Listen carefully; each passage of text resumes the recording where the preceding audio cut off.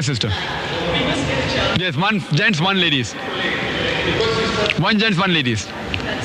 Yes, sister. Walaikum assalam. This is a question that a lot of aliens basically.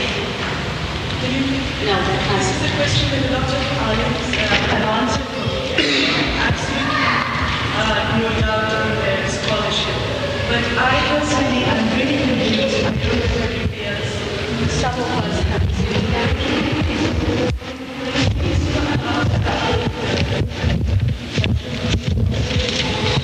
towards the end of this the world is on 275 to 281. And unless we know that those verses has clarified the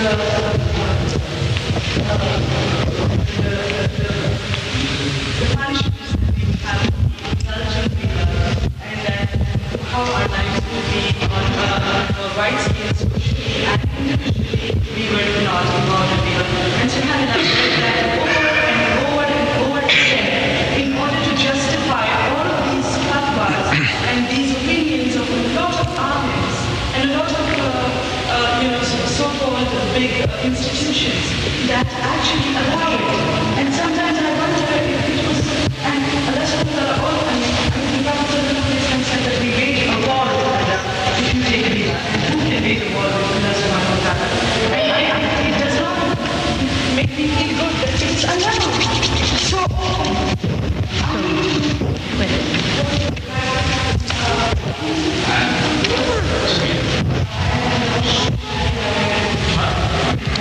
The sister asked a question that she already knows hundreds of alim giving that riba is wrong. She wants from another one. It will be just a drop in the ocean, sister.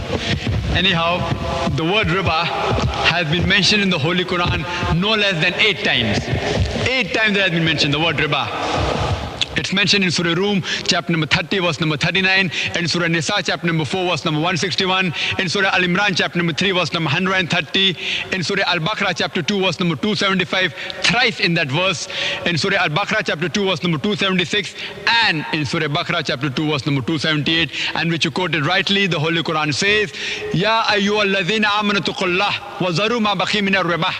That, O you who believe, fear Allah and give up what remains of your demands of riba. فَإِن لَمْ تَفْعَلُوا. And if you do it not, take notice of a war from Allah and His Rasul. The Holy Quran says, if you indulge in riba, take notice of a war from Allah and His Rasul. Allah and His Rasul will wage jihad with you. And I do agree with your sister, who has the guts in the world to wage a war against Allah and His Rasul? Why is there a difference of opinion between the various scholars on riba? The reason is because those scholars who say, all the scholars agree riba is haram. All the scholars. No scholar says riba is halal. But the difference of opinion is, some scholars say the modern day interest does not include riba, while others say interest includes riba. Now, to solve the difference, sister, the complete answer you can refer to my video cassette, Interest-Free Economy promulgated by the Quran, and I feel it's available for sale also here. Interest-Free Economy promulgated by the Quran, and I've described in detail, not only to a Muslim from the Quran, I've even proved to a non-Muslim why interest is wrong. Prove to a non-Muslim that if you don't take interest, you will flourish in business. See, a non-Muslim won't agree in the Holy Quran. So what's the use of him telling that Allah will wage a war against you? He does not believe in the Quran. So I prove to a non-Muslim on economic terms based on the banking level, the cash ratio, reserve ratio, use their terminology to prove to them that interest will get you nowhere, it will bring you more loss. Now coming to your question on riba, the difference of opinion about riba. The actual meaning of the Arabic word riba means addition to, over and above the original amount. That's the meaning of riba. Now if you analyze, what is the meaning of interest in the Oxford Dictionary? Interest means amount paid for the use of amount lent. That means if you pay a certain amount of percentage for the use of money, that's interest. And usury is exorbitant interest.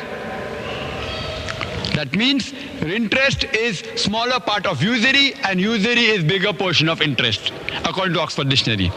Now, as I mentioned, riba means over and above the original amount. It does not say little or big. So irrespective whether it is little or big, both are haram. So riba includes both modern interest of the banking as well as usury. It includes both and it's made haram for both. There are various arguments people can give. It means riba is tilak of business, not this riba. All these answers, sisters, I've given in detail in my video cassette, Interest-Free Economy Promulgated by the Quran.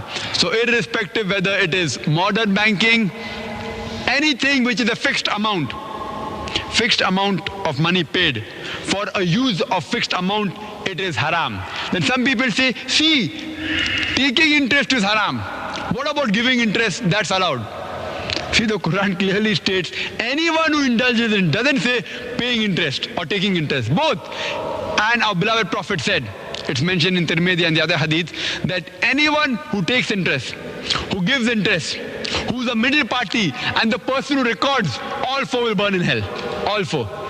So whether you take or give or be a witness or record it, if you're a witness for opening a saving account or a fixed deposit account, even you are involved in riba. All four types people, it's prohibited. For detailed answers, sister, you can refer to my video cassette. When they say that you should take interest and give it to Muslims, where if you take interest, you could take interest and then you could give it to a road building or projects or whatever. Sister asked a very good question. That's a very good question, and this question was asked to me in that cassette and the answer is given there also. One person asked me the same question a sister asked, that agreed, giving riba is haram, taking riba is haram. So what we do, we'll take riba and we'll give it in charity. We will not take a single pie of it and we'll buy footwear, some people say. Some alim has given the fatwa that you can make toilets. Some say you can build toilets of the mosque. Some people give in charity, various fatwas. I'm not going to speak on that. What question I pose to these people who say that take riba, don't use it for self and give in charity. So I tell them that, brother, I want to start a business in drug dealing, heroin and cocaine. I invest $100,000 and every month I make a profit of $200,000. My $100,000 I get back and $200,000 every month I make. So I ask him the question that, see, I know dealing with drugs is haram. The profit I get out of it, I don't spend even a single cent on myself. I give the full $200,000 in charity to orphans and to make toilets and to buy footwear. Is it allowed? He said, no, it is haram. I said, why? Because drug is haram. It's mentioned in the Holy Quran. I said, see, Holy Quran says alcohol and drug. Ya ayyuhalladhina amanu, Surah Maida chapter 5 verse number 90. Ya ayyuhalladhina amanu, innamal khamru wal maisiru, most certainly intoxicants and gambling, wal anzabu wal aslamu, dedication of stones, divination of arrows, rujsum min amali shaitan. These are Satan's handiwork. Fashtanibu la'allakum tuflihun. Abstain from such handiwork that you may prosper. The Quran says alcohol is prohibited, but Quran does not say if you deal in drug, Allah will wage a war against you.